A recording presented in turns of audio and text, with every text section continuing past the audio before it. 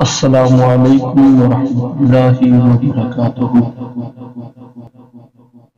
سامعین محترم، کہا جاتا ہے کہ حضرت امام مالک رضی اللہ تعالی عنہ کے دور میں مدینہ منورہ میں ایک عورت کا انتقال ہو گیا۔ غسل کے دوران مدینہ کی ایک عورت نے اس مردہ عورت کی ران پر ہاتھ رکھتے ہوئے یہ الفاظ کہے کہ اس عورت کا فلاں مرد کے ساتھ ناجائز تعلقات تھے۔ بس یہ بات کہنا تھا کہ اللہ تعالی نے اپنی ڈھیلتی ہوئی رسی کو کھینچ دی۔ غسل کے دوران جو ہی غسل دینے والی عورت نے اس بات کو کہا کہ اس عورت کا فلاں مرد کے ساتھ ناجائز تعلقات تھے، تو اس کا ہاتھ میت کی ران سے چپک گئے۔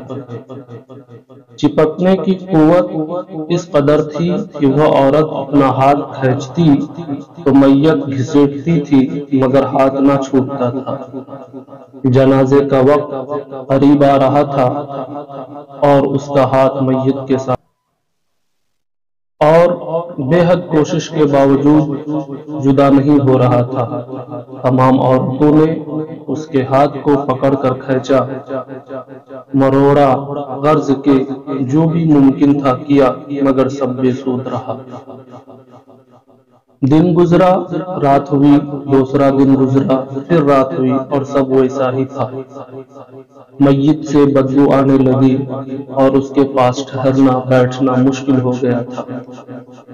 مولوی صاحبان، قاری صاحبان اور تمام اسلامی طبقے سے مشاورت کے بعد طے ہوا کہ غسل دینے والی عورت کا ہاتھ کاٹ کر جدا کیا جائے اور میت کو اس کے ہاتھ کے ساتھ دفن کر دیا جائے، مگر اس فیصلے کو غسل دینے والی عورت اور اس کے خاندان نے یہ کہہ کر رد کر دیا کہ ہم اپنے خاندان کی عورت کو معذور نہیں کر سکتے، لہذا ہمیں یہ فیصلہ قبول نہیں۔ دوسری صورت یہ بتائی گئی کہ میت کے جسم کا وہ حصہ کاٹ دیا جائے اور ہاتھ کو آزاد کر کے میت دفنا دی جائے، مگر بے سود رہا۔ اس بار میت کے خاندان نے اعتراض اٹھایا کہ ہم اپنی میت کی توہین کرنے سے بہرحال قاصر ہیں۔ بہرحال یہ بات حضرت امام مالک رضی اللہ تعالی عنہ تک پہنچائی گئی کہ اس معاملے پر آپ اپنا فیصلہ سنائیں۔ حضرت امام مالک رضی اللہ تعالی عنہ اس گھر پہنچے اور صورتحال بھانپ کر غسل دینے والی عورت سے سوال کیا کہ کیا تم نے غسل کے دوران اس میت کے بارے میں کوئی بات کہی؟ غسل دینے والی عورت نے سارا قصہ حضرت امام مالک رضی اللہ تعالیٰ عنہ کو سنایا اور بتایا کہ اس نے غسل کے دوران باقی عورتوں کو کہا کہ اس عورت کے فلاں مرد کے ساتھ ناجائز تعلقات تھے۔ حضرت امام مالک رضی اللہ تعالیٰ عنہ نے سوال کیا، کیا تمہارے پاس اس الزام کو ثابت کرنے کے لیے کوئی گواہ موجود ہے؟